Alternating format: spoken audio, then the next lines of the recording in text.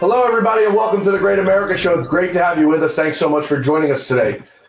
The world is in shambles. America's in shambles. I mean, everything is out of control under this Biden-Harris administration. This week, we find out Border Patrol agents are going to revolt if Kamala Harris and Joe Biden, well, I should say just Kamala Harris, win the 2024 election.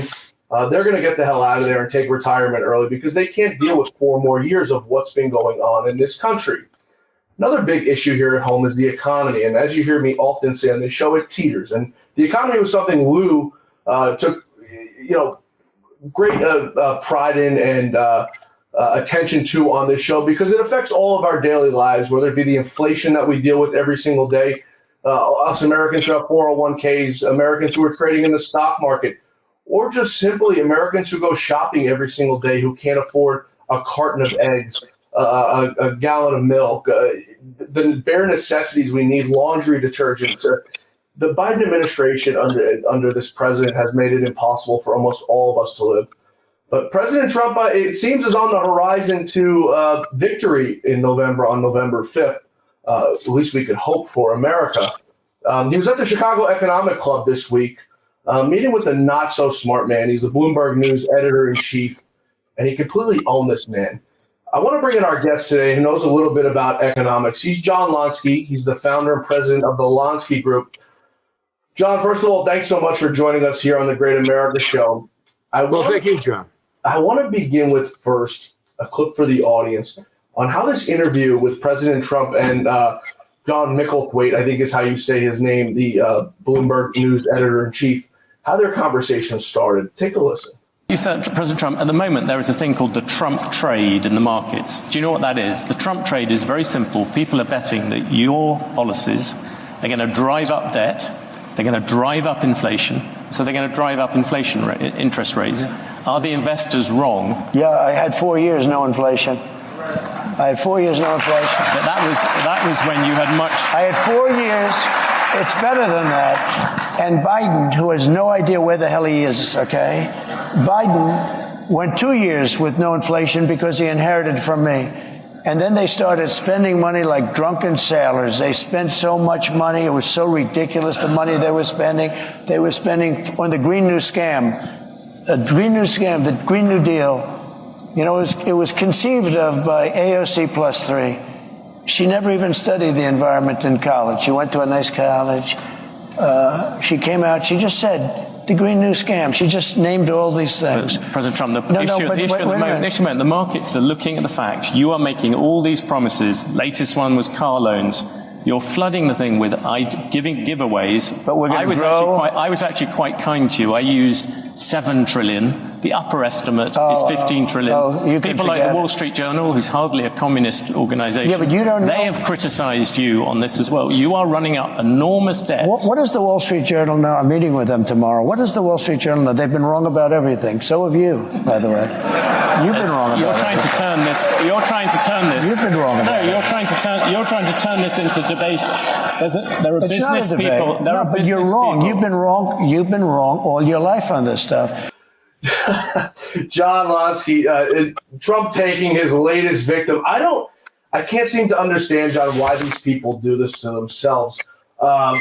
They're nowhere near as smart as President Trump or the advisors he had around him. I can understand if we're back in 2015, John, where President Trump had no economic record to run on. But we saw what President Trump did in 4 short years. I mean, and some people say it's something short of just a miracle. Your thoughts on that brief exchange between the Bloomberg News editor-in-chief, John Micklethwait, and President Trump? Well, the Bloomberg editor, I think, overlooked the importance of deregulation and tax cuts to facilitating rapid economic growth without faster price inflation. That's his big mistake. And in fact, if Trump had maintained the presidency following the 2020 election, we would be in much better shape today. We would have had a continuation of his policies that were, being guided by a team that I consider to be significantly brighter than Team Biden or Team Harris. And we might well be looking at solid economic growth without a budget deficit that is now just over 6% of Right. GDP and without rapid price inflation. You know, what's interesting, John, is this Nimrod, John Minklethwaite. I hope I'm saying his name right. He wants to talk about spending money. He didn't bring up the Green New Deal, which would have done trillions and trillions of dollars of wasteful spending. That would have absolutely done nothing. The money I think President Trump has touted that he will cut on Americans is money that will be made back through tariffs, through people spending more money. What people don't understand is if it's very simple, and you know this better than anybody, John, and you can attest to it and give me your thoughts on it after. But if people have more money in their pockets and it's a stable economy, right? Because that's a very key factor. It's a stable economy where inflation isn't rampant. If people have extra money in their pockets, John, they're going to go out and they're going to buy that car that they wanted. They're going to go out and they're going to go shopping. Your wife's going to buy that pocketbook she wanted. The kids are going to, go out and they're going to get that new baseball mitt, that new baseball bat. That's the thing that these people don't understand, John. And it's something that I learned, I think, in probably 8th grade. And it's embarrassing to me, in my opinion, and I'm sure in yours as well, because you're an economist. This is what you do. For the Bloomberg News editor-in-chief to sit there and say something so stupid. Yeah, he doesn't really understand, the fellow from Bloomberg, that the stimulus we supply to the economy can differ regarding whether or not it promotes an increase in the work incentive, an increase in the labor supply, as well as an increase in investment spending. With more investment spending, with more people wanting to work, we can get away with an increase in spending that does not put unwanted upward pressure on prices. And, the Green New Deal, my goodness, energy policy has been nothing less than an unmitigated disaster for the Biden-Harris administration. Not only has it caused a lot of problems for the U.S. economy by limiting the supply of energy and thereby making the whole production process costlier than otherwise, let's not forget that the Biden-Harris energy policy has been a complete disaster for foreign policy in the United States.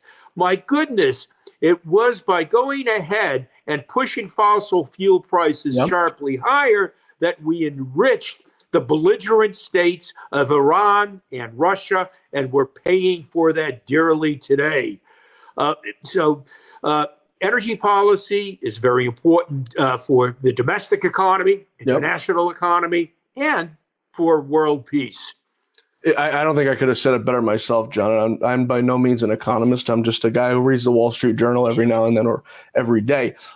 You mentioned foreign policy. I want to take a quick break here, but when we return, tariffs, they're a big issue, and they've been talked about now since 2016, since President Trump. It's almost like tariffs didn't exist before 2016 because our leaders didn't know what they were doing. But everyone has touted tariffs as such a bad thing. Well, I shouldn't say everyone. It's the Democrats, the Marxist left. They don't like tariffs because they know they work, and no Democrats will have the I don't know how to say this, the cojones to go ahead and go to China and say, you guys are going to pay for this, or Mexico, you guys are going to pay for that. I want to take a quick break here. When we return, we got more video footage from that meeting with President Trump and the Breitbart News, Bloomberg News editor-in-chief on tariffs. You've guessed it. President Trump owned him once again. We're going to take a quick break. We're coming right back with John Lonski of the Lonski Group. Folks, are you tired of supporting big box stores and multi-billion-dollar corporations that don't support us? Corporations that donate tens of millions of dollars a year to push woke Marxist Dem ideologies? Whether it be Amazon and Jeff Bezos, or Target with their transgender clothing for kids, or even Bud Light going totally woke, enough is enough. Why should we as lovers of this country continue to support these corporations? The answer is we shouldn't. I constantly get people who reach out to me and ask, John, what can we do to save this country? Where can we shop and support American-made brands and conservative ideologies? Well, we now have a solution to stop shopping at these woke companies and stop funding the deep state, and a solution to buy American. This is something we can all do right now to kick the deep state in the teeth and stop funding our enemies and vote with our dollars. We have a parallel economy for around 450 household products. Not only can you cancel woke brands like Procter & Gamble and Johnson & Johnson, you can also cancel the stores that carry them. I need you all to head over to switchwithjohn.com, that's switchwithjohn.com, where you can read all about our movement. We have access to a conservative manufacturer that will replace these brands and the stores you buy them from. It isn't an additional budget item because instead of turning right into Target or left into Walmart, you're going to shop directly online, directly with the manufacturer. Folks, this is a patriot movement that is happening right now before our eyes. Every 47 seconds, a shopper is switching to our online store, and we need you to partner with us, join us, and band together. I just canceled my Amazon Prime subscription because I've truly had enough. So what do you say? It's time to put your money where your heart is? Join us today and help save this nation. Go to switchwithjohn.com. That's switchwithjohn.com to learn how you can join thousands of other patriots and help take this nation back. Switchwithjohn.com. We'll see you there. We're back. We're talking with John Lonski, the founder of the Lonski Group, a brilliant economist, one of Lou's favorite. Lou had favorite guests on this show, as you probably imagine, and John was one of them. John, President Trump was asked about tariffs and the destruction it's going to do on this country and everything that comes with it. I'll let the audience take a listen. Take a listen. So they're taking a tremendous advantage of us, $350 billion on trade, and we're then supporting them. In other words, it's not sustainable. You can't keep doing this. You can't have that, China, all of these countries. And stupid people made these deals. I saw trade deals that were so stupid that you'd have to be, that was so bad that you'd have to be an idiot to sign them. And we signed them for years. We had, I could tell you trade deals that I have never seen anything. I said, who would agree to this? They had to be corrupt.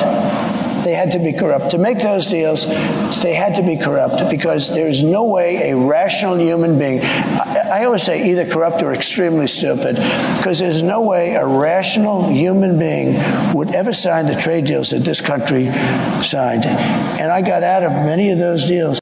What are your thoughts, John, as you got to witness President Trump, Obama before Trump, and the distinction between the trade deals that were made under President Trump and the trade deals that were made under Obama and the trade deals now that were made? I don't think there's any notable ones that were made under Biden and potentially ones under a Harris administration. Well, John, I think you hit on a very important word, and that is deals, trade deals. Trump views tariffs as a negotiating tool in order to get the best possible deal for American workers and for American companies. We also want to be sensitive to the fact that we may have become too complacent about the importance of national security in international trade. I don't think it's a very good idea for the U.S. to become too dependent on overseas sources of, say, pharmaceuticals, right, of critical metals, and so on. So there is, a strong justification for tariffs, if only to bolster, to improve national security in the United States. And, China is making a huge mistake. Let's face it, China's biggest customer is the American consumer. Right. And what you don't want to be doing is pointing a gun at the head of your best consumer, which China appears to be doing right now. So perhaps through the skillful negotiations pertaining to tariffs, we could help China lessen its degree of belligerence out of the realization that China would be doing itself a lot of harm if it went ahead and shut off this very important market for its exports. Right now, the Chinese domestic economy is really hurting. Yep. And the only perhaps bright light in the Chinese economy, as it was in the past, is exports. And if you take that away from them, they'll be in big trouble. And I think that once he assumes the presidency, Trump should have a lot of power when negotiating with China over tariffs. John, the old saying, kick the dog while they're down, I think applies here more than any, because The truth of the matter is nobody holds China accountable for anything they've done to us since, I guess, maybe the early 2000s, the Belt and Road Initiative, which we let them do. They unleashed COVID on the world, killed over 1 million Americans, millions around this world, got away with it. No repercussions from the Biden administration. I do think if Trump was to return to office in January of 2021, he would have probably hit them with more tariffs as retribution for what they did to this country, because I think it's more than apparent they released it on the world, not by accident. But they get away with everything, right? We're letting them go now. Their economy's hurting. We should be hitting them now where it really hurts. We shouldn't have to wait for President Trump to come back in on November 5th or sworn back in on January to hit them where they hurt. Biden should be crippling these people for what they've done to us, John, not only on the COVID side, but on the economic side, the fentanyl side, what they're shipping into our country, fentanyl, killing hundreds of thousands of people a year with fentanyl. We let them get away with it.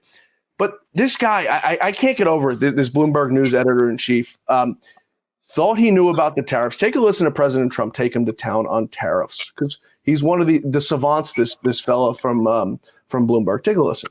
You're also talking about 20% tariffs on the rest of the world. That is going to have a serious effect on the overall economy. And yes, you're going to find some people who will gain from individual tariffs. The overall effect could be massive. I agree it's going to have a massive effect, positive effect. It's going to be a positive, not a negative. Well, let me just I know how committed you are to this, and it must be hard for you to spend 25 years talking about tariffs as being negative and then have somebody explain to you that you're totally wrong. It'll have a negative. It will have. I'll go a step further. 40 million, if you don't 40 do million, this, President this Trump, country has no 40 chance. million jobs is a lot of jobs to rely on. They're all coming back. Those are 40 million jobs. Those are 40 million jobs in America that rely on trade. Are you ready? John Deere, great company. They announced about a year ago they're going to build big plants outside of the United States, right? They're going to build them in Mexico. And you threatened them with tariffs and they stopped. That's right. I said, if John Deere builds those plants, they're not selling anything into the United States. They just announced yesterday they're probably not going to build the plants, okay? I kept the jobs here. John, he literally contradicts himself at the end, this fella. It makes absolutely no sense. What the simple thing, there's only tariffs on imports, John. The people who are making things here in America and employing Americans are going to pay the regular corporate tax that every other corporation in America pays, which President Trump gave a massive break to in order for these companies to stay and come back to America, further stimulating an economy, further stimulating jobs, and helping out the American people. It's just mind-blowing to me, John, that these people on the left are so deranged that they're willing to go on national television and lie. Can you tell me one negative effect that the Trump tariffs had on this country, John? Well, we don't know of any quite yet, can we? We don't know of any whatsoever, and inflation remained low. I mean, inflation was less than 2%. Even prior to COVID, and of course, much less than 2% when Trump left office. Right. What we don't want to overlook is that when we talk about a 20% tariff, we're not stating that the prices of imported goods will rise by the full 20%. Right. Let's not forget that a lot of that tariff will be absorbed by the importer, by whoever is bringing that good into the United States, and thus the price increase could be considerably less than 20%. Still, you've got to be careful with tariffs. You've got to use them judiciously. You don't want to be protecting industries in the United States that are not worthy of protection. I mean, you can get yourself into a problem that if you reduce the competition faced by U.S. companies too much because of tariffs, then you will not only pay the price in terms of significantly higher retail prices, you'll also pay the price in terms of a loss of product quality. This is something that has happened in South America. It happened in Argentina. Do we need tariffs? Yes. Do we want to apply tariffs blindly? No. Yeah, and I think you'll agree with me on this, is that where Trump applied the tariffs, they were very concentrated, and they worked. We brought in money, John, that we'd never seen brought into this country. The other thing that people don't miss is President Trump says he's going to put the tariffs on. If you own a company, John, and you're down in Mexico, and I tell you, it may cost up to 50% for you to come across the border, there's no doubt that you're going to come back to America. So I don't even think in most cases the tariffs will be necessary. It's a bargaining tool that President Trump very smartly uses as a New York businessman. That will try to get these companies. He did it with Carrier Air Conditioning. He did it with Nabisco. But he's right. These companies, John, you go over to Europe, you don't see any American-made cars there. You're very few and far in between. You don't see American-made things over in Europe, in China. American manufacturing is dying, and it's at the hands of the Marxist Dems. I want to take one more quick break here. When we return, we're going to get your thoughts on that. I also want to take up Jerome Powell and the Fed, and where we go from here and where this market goes. It seems we don't have a president right now, yet we have a very unstable market, in my opinion. We're going to get your take on that when we return. We're talking with John Lonski of the Lonski Group. Stay with us. We're coming right back. A large retail store just canceled a huge order, leaving us with a ton of extra MyPillows. But you know what? That's their loss. I'm going to make it your gain. For the first time ever, you get standard classic MyPillows for wholesale prices, only $14.88. I can't believe I'm even saying that. Only $14.88. But it gets even better. For a limited time, I'm going to offer my entire classic collection at wholesale prices. Upgrade to a queen-size MyPillow for just $18.88. King size, only $1 more. Get my body pillows for $29.88 and multi-use MyPillows for only $9.88. So go to MyPillow.com or call the number on the screen. Use your promo code to take advantage of wholesale pricing for the first time ever on TV, including my standard size MyPillow, only $14.88. They've never been offered this low before. We have limited quantities at this price, so limit's going to be 10, and once they're gone, they're gone. We're back. We're talking with John Lonski of the Lonski Group, a brilliant economist. And John, we were talking before we went to break about China, and the big issue that a lot of people miss, above the surface is the national security aspect of it. We go over to China, and I use Elon Musk. I love Elon Musk, but I use him as an example all the time. He's over there building the batteries for his cars. How much trouble are we in as a country, John, that we have Apple, Tesla, 90% of our pharmaceuticals being made overseas, as you had mentioned before? How much trouble are we in as a country? That's dangerous. I mean, I'm thinking about these critical metals for the development of weapons in the defense industry. You have to have access to those metals. But right now, a lot of those metals are found in China, or they're found in South America. But the companies that now produce these metals in South America are owned by the Chinese. So we have to proceed with a lot of caution in this manner because of geopolitical risk that could really become amplified if we do have a conflict with China. I think I want to know, too, and I think this is important. You could always make a strong case for tariffs when there is the very real danger that a low-cost producer overseas may decide to dump its products on the U.S. market. Electric vehicles right now constitute a prime example of this threat. Supposedly, China has more than 1 million electric vehicles that it cannot sell. And China would love to go ahead and export these EVs to the United States at prices that would be so low that it would lead to an immediate shutdown of EV production facilities in the United States, Tesla, as well as at other companies. So, how can you say that there is no need for tariffs when indeed there is a strong argument to be made that without tariffs, your developing industries would have no future whatsoever? Yeah, it's John. The problem is me and you are above the surface. These people are who are running this country. These people who are running Bloomberg. I mean, Bloomberg has lost so much credibility over the last few years. And Michael Bloomberg, to his credit, he's a brilliant guy. But these people he has running his organizations are just total buffoons. I want to turn to some issues here at home. Should President Trump, and hopefully he wins on November 5th, he has a big decision to make, and that's whether to keep or to get rid of Jerome Powell. Here was his thoughts on it at the Chicago Economic Club. You've gone backwards and forwards about whether you want to keep Jerome Powell as chair of the Federal Reserve. His term as chair runs on to May 2026. Would you seek to remove or demote him? Look, I think it's the greatest job in government. You show up to the office once a month and you say, let's see, flip a coin. And everybody talks about you like you're a god. Oh, what will he do? I mean, before, the guy used to walk into my office, he was like begging. He was fine. But you did talk you talked about removing him once. I did, because he was keeping the rates too high. Yeah. And I was right. And you would do that again? In fact, he actually dropped them too much when I did this, because I said I was threatening to terminate him. There was a question as to whether or not you could. And there was an article in the New York Times, 2 half pages. 1 page said I can do it by lawyers. 1 half page said I couldn't. And that was enough for him. And he dropped the hell out of the rates. He dropped them too much. He went he dropped them actually too much. Okay.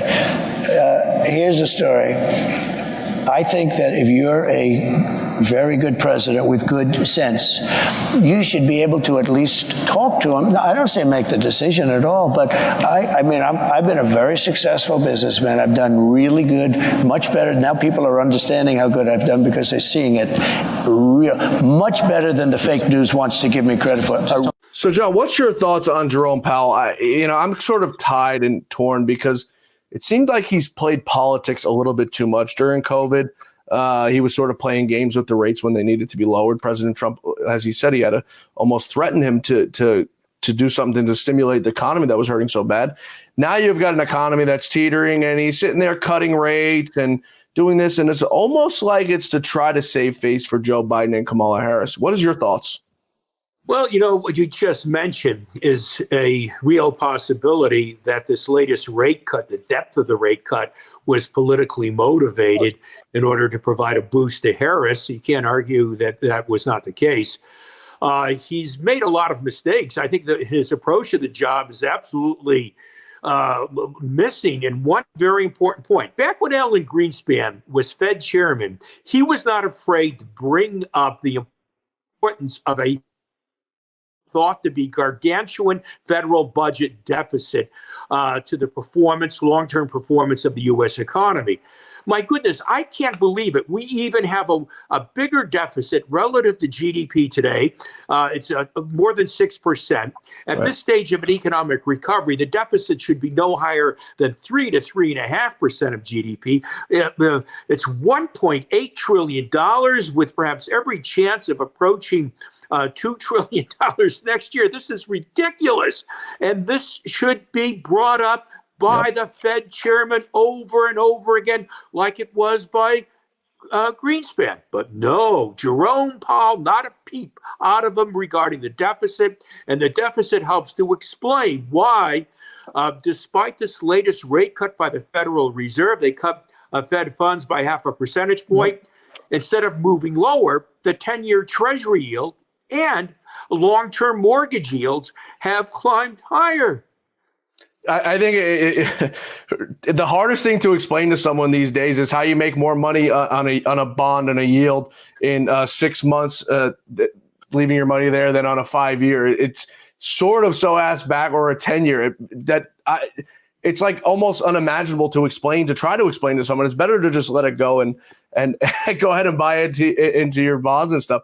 The problem is, I was talking to my father who's spent 30, 40 years on Wall Street. The problem is Jerome Powell's not an economist. He doesn't know what the hell he's doing. I think by trade, he's a lawyer. And when you put somebody in who doesn't know what they're doing, look at Boeing. David Calhoun has ran Boeing into the damn ground. You put a businessman in to run an engineering company, and that's what happens. It's just the truth of the matter. And I think it's the same thing with Jerome Powell. You have a guy who doesn't know what the hell he's talking about. But, John, our economy here at home is in trouble. 7-Eleven, the convenience store giant, announcing they're closing 400 stores across America, 444 to be exact. Walgreens this week announcing they're closing 1,200 stores. Bank giants, so J.P. Morgan, Chase, Bank of America closing branches all across this country. If this doesn't scream that we're in trouble right now, I really don't know what does. What are your thoughts? Good jobs are disappearing. If we looked at the private sector jobs number for the month of September, we would find that the only substantial jobs growth you could find occurred in the industries of leisure and hospitality. That's low paying, as well as health services, and that tends to be low paying. So jobs growth has been skewed towards these lower paying occupations, and thus we shouldn't get carried away when we read that we had 254,000 new jobs created in the month of September that well exceeded expectations. No. Before it gets adjusted, John, before it gets adjusted down 200,000. Yeah, before they revise it lower by 200,000.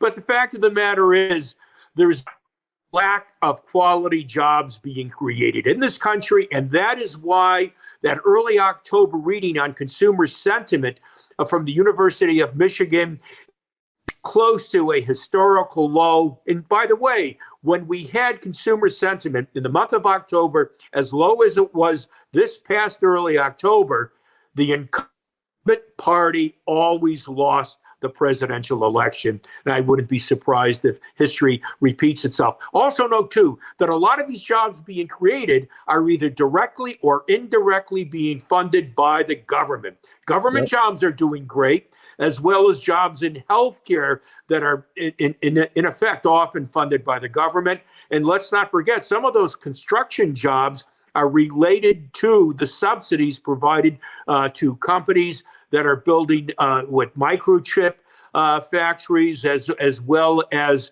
other facilities that are related to green energy. Yeah, it's very odd, John. And I do a lot of traveling. Over the last few weeks, I was over on the West Coast. I was in Vegas for a little bit for some meetings. And one of the nights I went out for a fairly expensive dinner with some friends at a restaurant at a brand new hotel in Vegas. And it's a restaurant that on any day of the week, specifically a Friday or Saturday, especially a Friday or Saturday, I should say, is packed wall to wall. You couldn't get in. And I'm nobody special, so I make regular reservations. And I was able to get in on a Friday, Saturday night. I go to this restaurant. The place is completely empty. When you see the rich or stop spending, John, you know there's a problem. I often go to a cigar lounge out here by my place. Talking to the guy the other day, he said sales are terrible. People are just not spending. So now you've got the blue collar worker who's not buying cigars. Restaurants all across the board, John, are getting killed. I think people are very terrified of what's happening. What are your thoughts as we wrap up here on where the economy sits right now? Are you a little bit more optimistic than me, that we're not on some sort of seesaw that can go either way at any point? This economy is slipping into recession. For the current economic recovery, it's going to be death by 1,000 cuts, if you like. But I think the forthcoming recession is necessary to force a correction of the imbalances that we currently suffer from. The lack of affordability in housing. Unfortunately, that's only going to be remedied by a decline in home prices, and that may already be underway in states like Florida, Texas, and California. And moreover, at some point, we've got to do something about excessive government spending. We've got to get taxes a bit lower. We've got to return to the economy that we had under Trump back in 2017, 2019, when the young people were being encouraged to work as hard as they possibly can, gain these skills because they saw some upside for all of their efforts. To get there is going to take some macroeconomic pain for the United States. And it's going to take someone with a brain to lead us there, John.